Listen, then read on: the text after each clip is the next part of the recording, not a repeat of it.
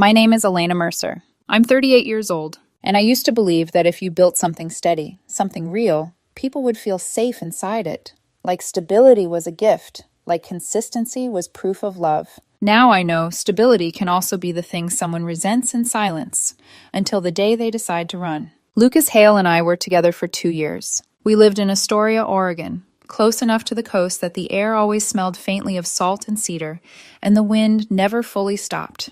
It was the kind of town that made people romantic about small lives.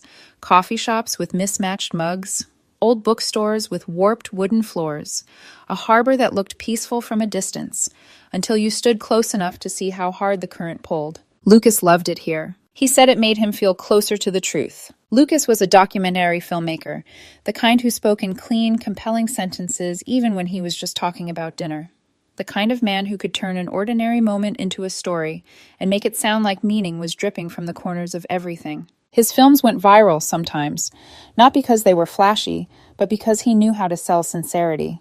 He made projects about authenticity, about people finding themselves, about the beauty of breaking the rules in the name of art. And I was a senior infrastructure engineer for a renewable energy company. I worked in systems, in grids, in plans that had to hold up under pressure. While Lucas chased feelings and footage, I chased reliability, clean power for rural communities, microgrid models that could survive storms, maintenance protocols that kept whole towns from going dark. Different worlds. But for a while it worked. He brought spontaneity. I gave him stability, or at least that's what I told myself. We had routines that felt like a life. Weeknights with him editing at the kitchen table, headphones on, fingers tapping impatiently when a cut didn't feel right. Me at the counter with my laptop open, reviewing field reports, answering emails, mapping timelines for the microgrid project I was developing for communities that couldn't rely on traditional infrastructure. Sometimes he'd look up and grin like he'd just remembered I existed. Sometimes he'd walk behind me and press a kiss to the top of my head without saying anything.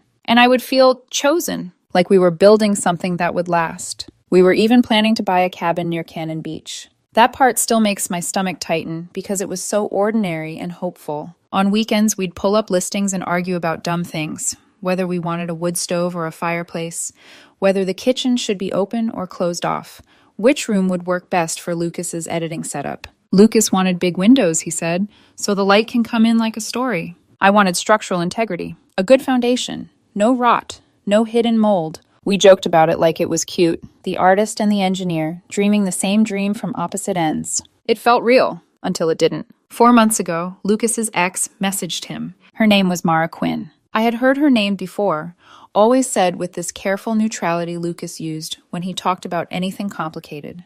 Mara was a former war photojournalist, the kind of person people described in extreme terms. Fearless, intense, brilliant, hard to live with. She had been overseas, Afghanistan most recently, and now she was back. Lucas told me she had an idea for a climate change documentary series and wanted his input on logistics. Just input, he said, like the word itself should make me relax. He said she wanted his perspective because he understood story structure and ethics. He said she respected his work. He said it sounded like something important. I told him it sounded cool, and I meant it. Because I didn't want to be the kind of woman who panicked at the mention of an ex. Because I trusted him. Because we were 2 years in, planning cabins and talking about mortgage rates like we were already halfway married. I thought the foundation was solid. That was my first mistake. Not trusting him, but not paying attention. It didn't happen all at once. It was small shifts at first, like the temperature in a room dropping 1 degree at a time until you suddenly realize you're cold. Over the next week, Lucas started leaving earlier, coming home later. His phone always face down. His smile, thinner. He stopped asking about my work completely. That part hit harder than I expected, because Lucas used to care, or at least he used to act like he did. He used to ask questions about the microgrid project, about the communities we were building for, about the way I talked when I got excited.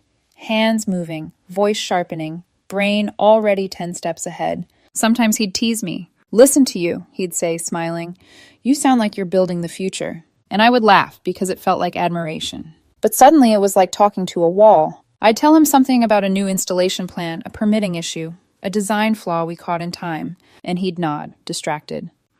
He'd say, eyes already drifting back to his laptop. Like I was background noise. One night we were eating dinner, something simple, pasta I'd thrown together because I didn't have the energy for anything else. His phone lit up on the table. A message preview flashed across the screen before he could flip it over. Mara, a camera emoji, and the words, "New footage is insane." Lucas's face changed. Not dramatically, just something in him lifted, like he'd been waiting all day for that exact moment. I remember forcing a smile. "I'm glad you feel inspired again," I said, because it was the kind thing to say. The supportive girlfriend thing. Lucas didn't look at me. He just exhaled, sharp and irritated, like my voice had interrupted something important. "You don't have to sound like my dad, Elena." The words landed like a slap. Not because of what he said, but because of how casually he said it, like I was embarrassing. Like encouragement from me was the same thing as control. My throat tightened, and I hated that it did, because I refused to give him the satisfaction of seeing it.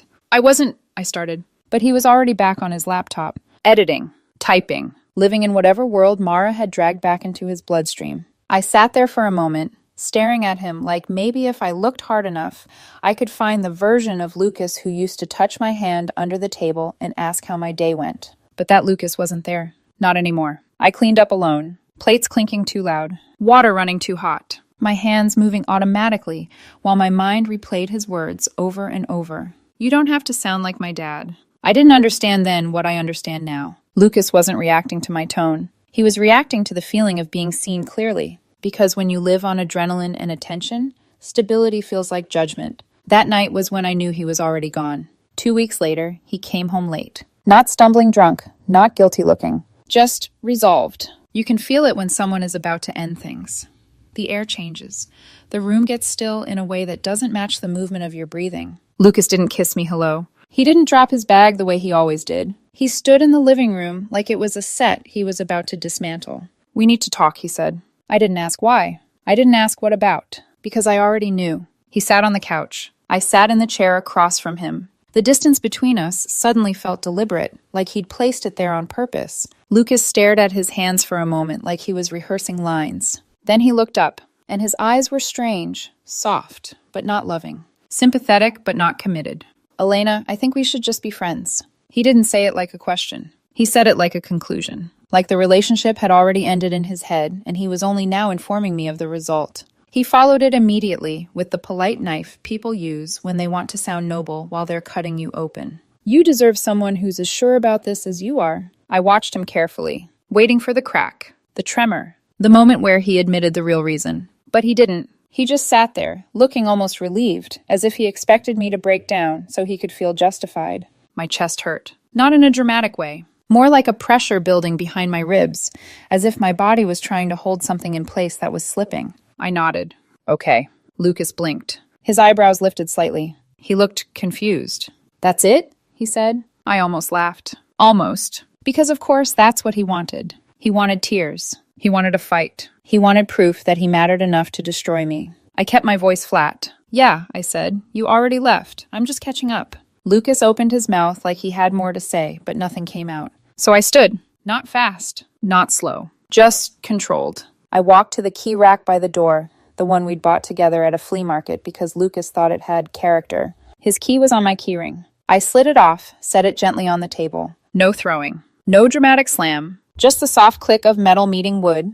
Then I grabbed my jacket. Lucas stayed sitting, watching me like he couldn't figure out what scene this was supposed to be. I didn't say goodbye. I didn't accuse him. I didn't ask about Mara, because asking would have meant he still had something I needed, and he didn't. I walked out. No yelling. No tears. Just left. I stayed at a motel that night. The kind with thin blankets and curtains that didn't fully close, letting the neon from the parking lot leak into the room like a bruise. I lay on the bed fully dressed, staring at the ceiling, waiting for my phone to buzz. A call. A text. Anything. Even anger. Anything that proved he realized what he'd done. Nothing came. The silence stretched out like punishment. The next day I crashed with a friend. And for days after that, I kept expecting Lucas to show up, to send a message saying he made a mistake, to knock on the door and look devastated. Because even though I didn't fight, part of me still believed love meant someone returned.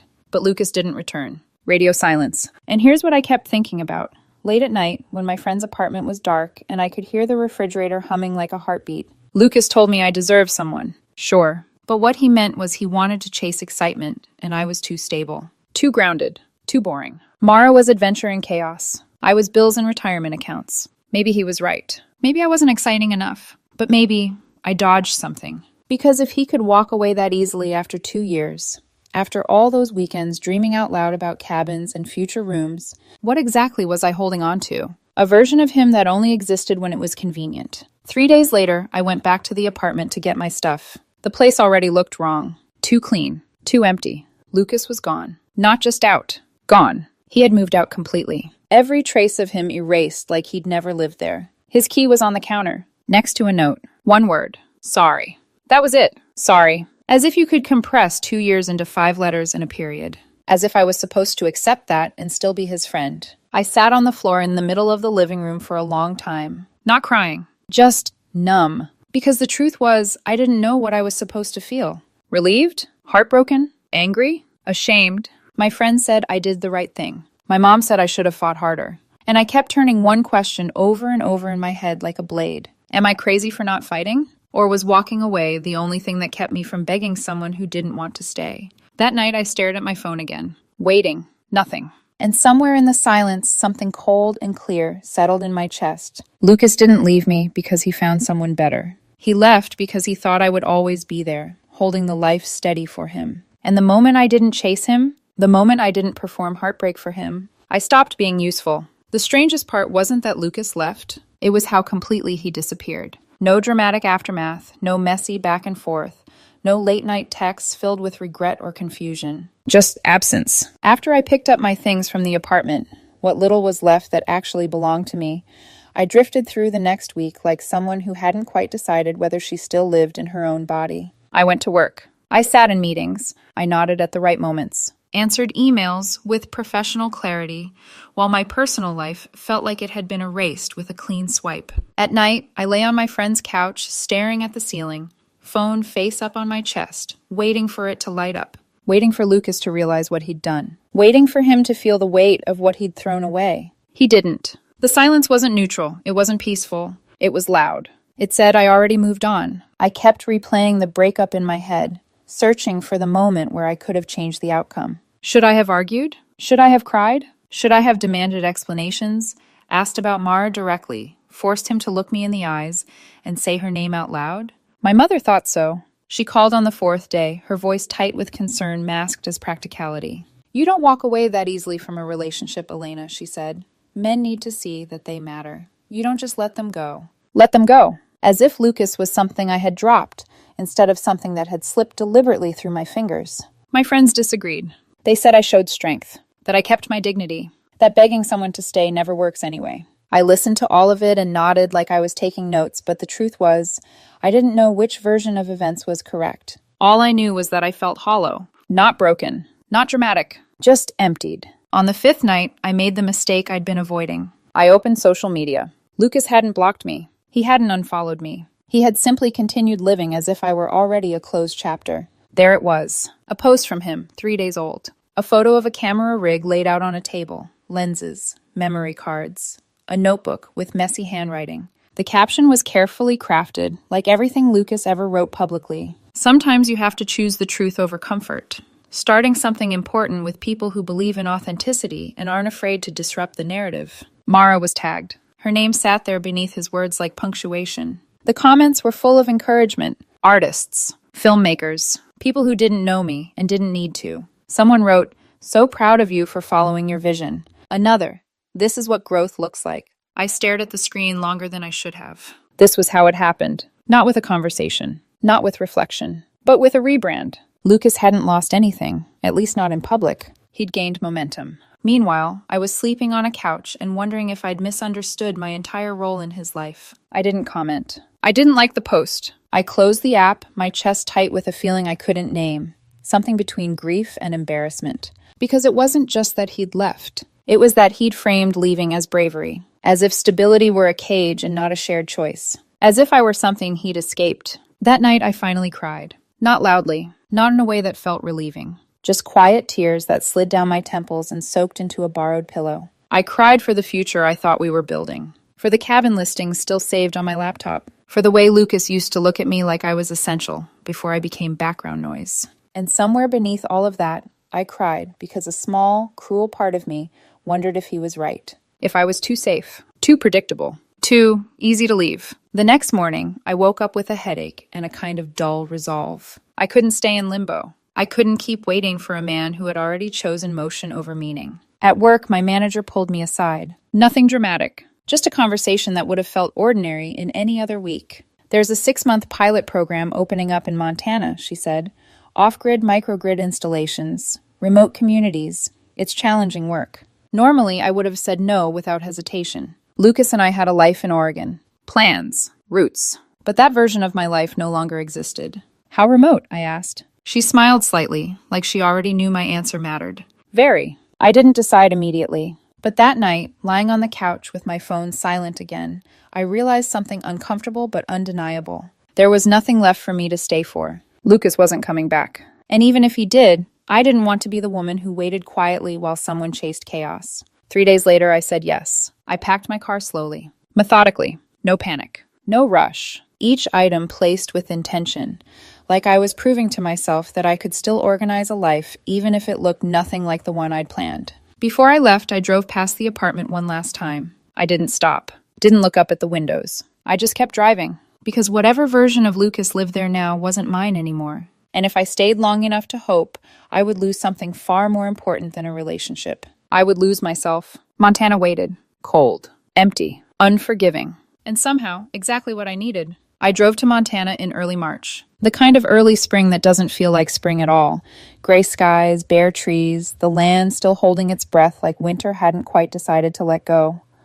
Mile after mile of highway stretched out in front of me, empty in a way that felt deliberate.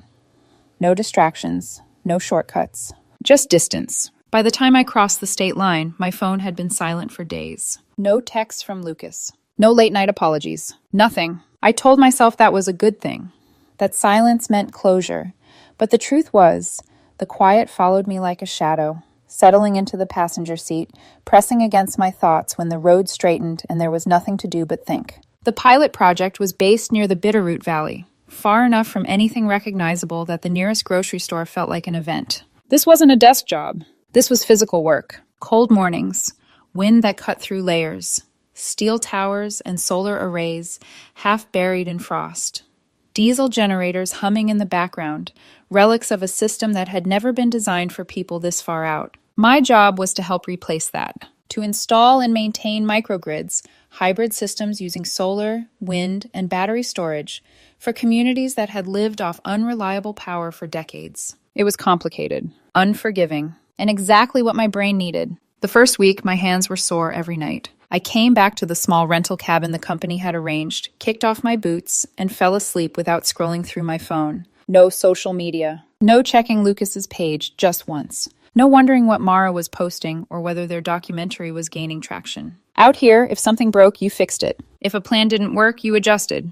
There was no room for romanticizing failure. Systems either held or they didn't. On weekends, I started hiking alone. Not long trails, just enough to clear my head. I bought a cheap drone from a local shop and started filming the landscape. Nothing artistic, no intention to share it. Just erosion patterns from old mining sites. Snowmelt carving through rock. Wind bending grasses in synchronized waves. It was oddly calming, watching systems form without anyone narrating them. 2 months into the project, I started working more closely with the field legal counsel. His name was Nathan Brooks. We had crossed paths years ago back in Oregon, always in passing. Emails forwarded, meetings overlapped, but never aligned. Out here, there was no avoiding anyone. Nathan was not what I expected. Sharp, quiet. Dry humor delivered so deadpan I sometimes didn't realize he was joking until the corner of his mouth twitched upward. We'd be standing at a remote site waiting for contractors to finish securing a turbine, and he'd mutter something about regulatory absurdities that made me snort before I could stop myself. We started talking after work, not intentionally, just two people lingering near the trucks, watching the sun dip behind the mountains, neither in a hurry to return to empty cabins. He never asked about my relationship, never pried, but I think he could tell I was working through something. One night, after a long day troubleshooting a battery storage issue, he brought a bottle of whiskey to the fire pit behind the housing units. No labels, no ceremony. Just poured 2 fingers into metal cups and handed me one. We argued about environmental policy. about whether building something that lasted was more important than making a statement, about whether disruption was overrated. At some point, I mentioned, casually, that I'd left a relationship not long before coming out here. Nathan didn't react, didn't offer sympathy. He just nodded once and said, "People leave when they realize you're not a supporting character in their story.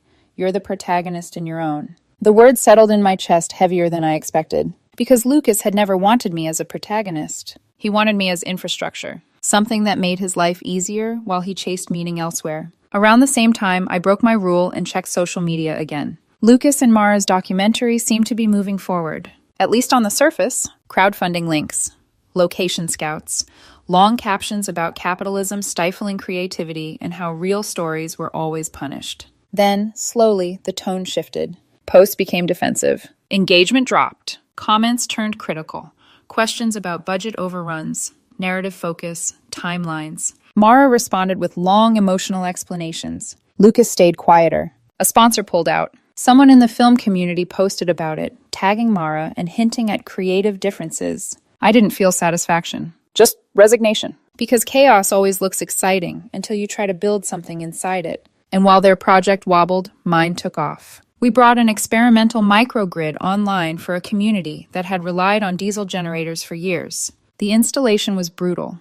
Weather delays, supply issues, one inverter failure that nearly pushed us over schedule. But when the system finally went live, it worked beautifully. Clean power, stable output, no drama. Local news covered it. Then a regional sustainability group. Then a national publication ran a piece on innovative renewable solutions in rural America. The company received a grant to expand the program, and I was named lead engineer on the expansion. Nathan was the one who told me. We were reviewing compliance paperwork when he slid his laptop across the table, the announcement already open. I read it twice before it sank in. He watched me carefully. "You built something that'll outlast all of us," he said. "That matters."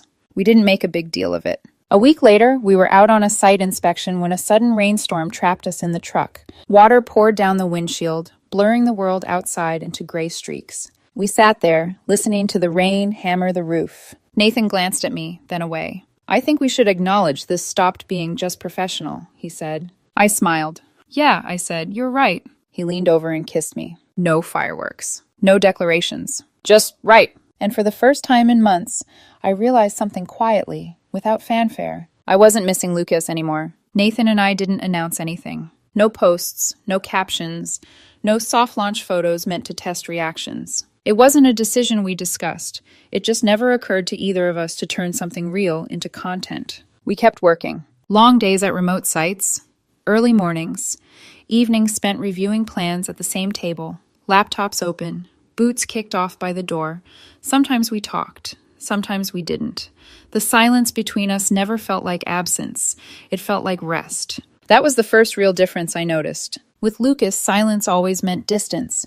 With Nathan, it meant peace. He didn't ask me to explain myself. Didn't need reassurance. Didn't need to be inspired by me in order to stay. He simply showed up. Meanwhile, Lucas's world continued unraveling. I didn't follow it closely anymore. Not obsessively, not the way I had in the beginning. But the overlap in our professional circles meant things drifted to me anyway. Mentions in group chats, a passing comment from a colleague, a shared article with a pointed headline. The documentary stalled. Funding dried up. Mara posted a long, emotional thread about how the industry punished truth-tellers and rewarded mediocrity. She accused sponsors of lacking courage, accused audiences of preferring comfort over reality. Lucas didn't post at all. That silence felt different from mine. Mine had been intentional. His felt like retreat. Around that time, something shifted inside me. Not dramatically, just clarity. I stopped wondering whether I should have fought harder. Because the truth was, Lucas hadn't left because I didn't fight. He left because I didn't perform. I didn't beg. I didn't cry on cue. I didn't make his exit feel tragic or meaningful. And without that reaction, he had nothing to frame himself against. Nathan noticed the change before I did. One evening, we were sitting outside the cabin, the sky just starting to darken, the turbines on the ridge humming low and steady. He handed me a mug of coffee and said casually, "You seem lighter." I thought about it for a second. "I think I stopped carrying someone else's disappointment," I said. He nodded like that made perfect sense. We were officially together by then, though the word official felt unnecessary. There was no moment where it flipped from one thing to another. It just became. We shared space easily. Disagreements didn't escalate into drama. They ended in compromise, or understanding, or sometimes simply agreeing to think about it later. No chaos, no constant validation. And that scared me a little at first, because I'd been trained by Lucas, by past relationships, by a world addicted to intensity, to believe that love had to be loud to be real. Nathan never made me feel like I was auditioning. He didn't watch me to see who I might become. He watched me to understand who I already was. I hadn't heard from Lucas since the note on the counter, but I knew, somewhere, somehow, he knew about Montana, about the project, about the expansion, about me. Information has a way of traveling through overlapping ecosystems, and I didn't care. Not anymore. At least, that's what I told myself. Because I didn't know yet that the past doesn't always stay quiet. Sometimes it waits. And sometimes, when you're finally standing on solid ground, it comes back to see if you'll still sink. I found out Lucas was coming back into my orbit the same way I'd found out everything else about him lately, indirectly. A message from a colleague, a forwarded email, a casual, "Did you hear?" At first, it didn't register. I was buried in reports, juggling timelines for 3 separate microgrid expansions, my brain switching between logistics and compliance without pause. Montana had a way of demanding your full attention. If you drifted, something failed. A system went down. A permit expired. A community lost power. Then I heard my name. Elena Mercer? The receptionist's voice carried down the hallway of the field office, uncertain, like she wasn't sure she was pronouncing it correctly. I froze. No one ever asked for me in person. I stood slowly, every muscle in my body tightening, in a way I hadn't felt in months. Not fear, not panic. Recognition. I walked toward the lobby, already knowing what I would see. Lucas was standing near the front desk, hands in his jacket pockets, posture careful, almost tentative. He looked smaller, thinner, like life had stopped accommodating him. Dark circles sat beneath his eyes, half hidden by the same practiced charm he'd always worn when he wanted something. "Elena," he said when he saw me, offering a small, sad smile. "Hey." For a moment I just stared. Not because I missed him, but because my body was remembering a version of him my mind no longer believed in. "What are you doing here?" I asked. He hesitated, like he'd rehearsed several answers and couldn't decide which one would land best. "I'm working on a documentary about rural resilience," he said finally. "Renewable energy, off-grid communities. I heard about the Montana program and thought it might be a good fit." Every buzzword delivered smoothly. Too smoothly. If he were here professionally, he would have gone through official channels.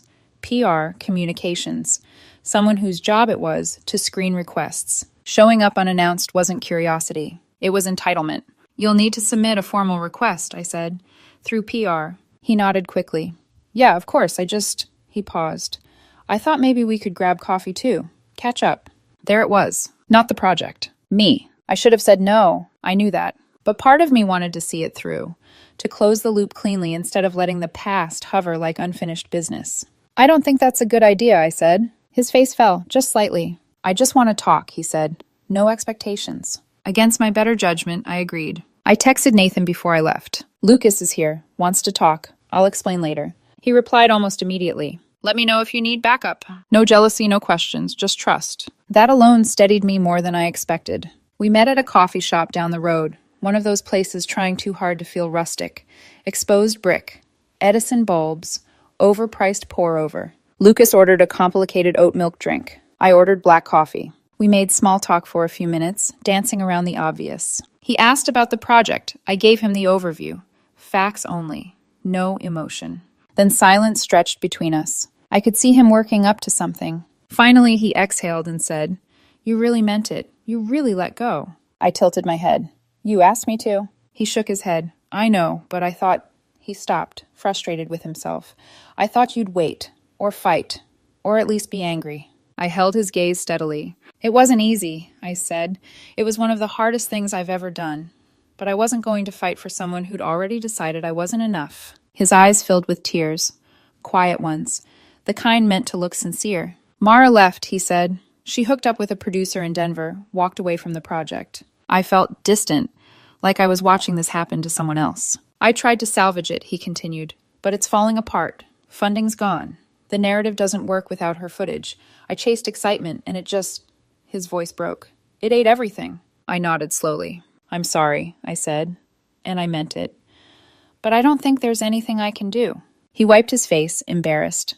"Are you seeing anyone?" "Yes." "Is it serious?" "Yeah." That was when something in him collapsed. He nodded, whispering, "I deserve that." We finished our coffee in awkward quiet, said polite goodbyes in the parking lot. He drove away. I sat in my truck for a long time afterward, breathing steadily, waiting for the rush of emotion everyone talks about. It never came. Instead, I felt confirmed. That night, Nathan listened while I told him everything. When I finished, he asked one question. "How are you feeling?" "Okay," I said honestly. "Better than I expected."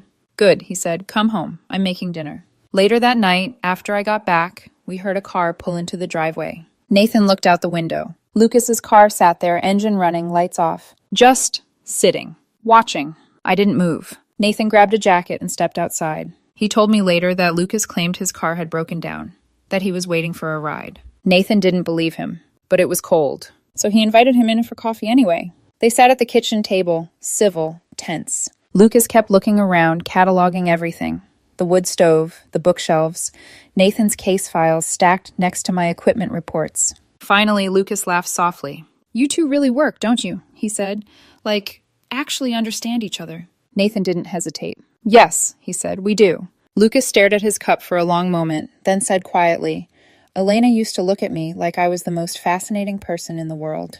Nathan replied evenly, "That sounds exhausting." Lucas laughed, a real one this time. "Yeah," he said, "it was." They finished their coffee. Lucas left. Nathan told me all of this when I came inside. I shook my head, a strange mix of gratitude and disbelief washing over me. "Thank you for handling that," I said. "There was nothing to handle," Nathan replied. "Some people just don't know what they have until they see it built without them." That night I slept deeply. Without dreams. Without regret. Because for the first time since Lucas left, I knew with absolute certainty I hadn't lost anything worth keeping. Lucas left Montana the next morning. No announcement, no message, no final attempt to explain himself. He simply vanished again, this time without taking anything from me with him. I blocked him on social media later that day, not out of anger, out of completion. I didn't need updates, didn't need closure packaged as nostalgia, didn't need to know how he spun the story of his own collapse. That part of my life was finished. Montana moved forward the way Montana always did, unbothered by personal drama. The expansion accelerated. 3 new communities were approved for microgrid installation. Timelines compressed. Budgets tightened. Expectations raised. The kind of pressure that would have terrified me a year ago now felt familiar. Comfortable. Because pressure meant responsibility. And responsibility meant trust. I spent long days on site again, rotating between locations, troubleshooting systems, training local teams. Some nights I came home exhausted, face streaked with dust, brain buzzing with data. Nathan would already be there, sometimes cooking, sometimes still working, sometimes just sitting quietly, waiting. We didn't debrief every day, didn't dissect emotions, didn't ask each other to perform intimacy to prove we were connected. We existed together easily. That was the difference. With Lucas, love had always been something I had to maintain. Like if I stopped paying attention, stopped admiring, stopped validating, it would decay. With Nathan, love felt like infrastructure. Invisible when it worked, essential when it mattered. Months passed without me thinking about Lucas at all. Not when the regional sustainability organization featured our project. Not when the company announced plans to roll out similar systems in other states. Not when I was named lead engineer for a new division focused entirely on rural renewable infrastructure. Nathan found out about the promotion before I did. We were reviewing permits when he slid his phone across the table. "Congratulations," he said. I stared at the screen, stunned, then laughed, then just sat there. Because for the first time in my life, something big had happened without costing me something personal. No trade-off, no sacrifice, no emotional debt. We celebrated quietly that night. No photos, no posts, no champagne. Just dinner and a long walk under a sky so clear it felt unreal. When my Montana assignment wrapped at the end of the year, the company asked where I wanted to go next. I surprised myself by answering immediately. Back to Oregon. Not because of history, because of choice. Nathan agreed to relocate too.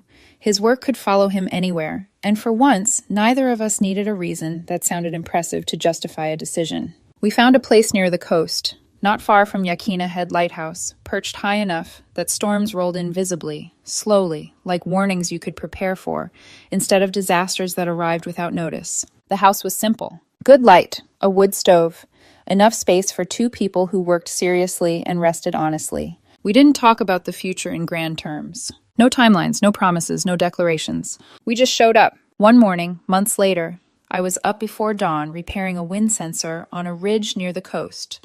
Older turbines, temperamental but reliable once you understood them. The sun rose slowly, painting the ocean in deep orange and gold. I didn't know Nathan was there until he called my name softly from behind me. He'd brought coffee. He took a photo while I worked, nothing staged. Just me, jacket zipped up, hair pulled back, focused. Later that day, he posted it. The caption was simple. Patience is a form of faith. No explanation. Within an hour, normal engagement. Colleagues commenting on the project.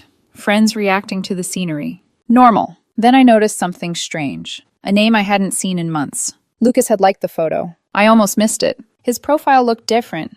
No banner image, no pinned projects, no visible posts. 30 seconds later, the like disappeared. I checked his account. Pure curiosity, nothing more. It was empty. A blank profile. Bio, filmmaker. No links. No followers. No activity. A few hours later, the account vanished entirely. Not deactivated. Deleted. Nathan noticed too. That's intense, he said. I nodded. Lucas had finally seen it. The life I built without him. Not dramatic. Not chaotic. Just real. And it was too much. I didn't feel victorious. I felt free. I didn't think much about Lucas after that. Not in the way people expect anyway. There was no spike of satisfaction. No sense of revenge. No urge to decode what his disappearance meant. Just a quiet understanding that whatever world he had been trying to build for himself had finally collapsed under its own weight. And that I was no longer standing anywhere near the wreckage. A few days after his account disappeared, Nathan and I were walking the coastal trail near our place just before dusk.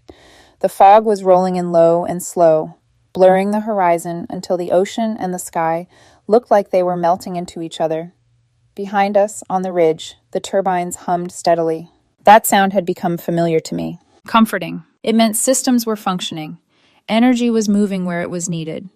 Things were working the way they were designed to. I stopped walking without realizing it. Nathan noticed immediately. "What's going on?" he asked. I watched the waves for a moment before answering. "I think I finally understand why I didn't feel angry," I said, even when he showed up, even when he tried to come back. Nathan waited. He never rushed my thoughts. "Lucas wasn't cruel," I continued. "He just loved the idea of me, the way I made him feel safe, the way I gave his life structure while he chased meaning somewhere else." Nathan nodded once. "When I stopped playing that role," I said, "there was nothing left for him to hold on to." That realization didn't hurt anymore. It clarified. Because it meant the breakup hadn't been a failure of love. It had been a failure of alignment. Some people don't want partnership. They want an audience. They want a foundation they don't have to help build. Lucas hadn't chosen Mara because she was better. He'd chosen chaos because chaos felt like freedom, until it didn't. Nathan slipped his hand into mine. "You can't save people from the storms they chase," he said quietly. I smiled at that, because it was true. And because for the first time, I didn't feel responsible for anyone else's collapse. Life settled into a rhythm that felt almost boring. And I loved it. Work was demanding but meaningful. Travel was frequent but purposeful. Home was calm. The new division I was leading expanded faster than projected. Rural communities across multiple states began adopting versions of the same microgrid systems we'd piloted in Montana. There was talk of federal funding, of national scale. I didn't post about it. Neither did Nathan. We presented at a conference in Denver together, me on engineering strategy, him on environmental compliance and policy alignment.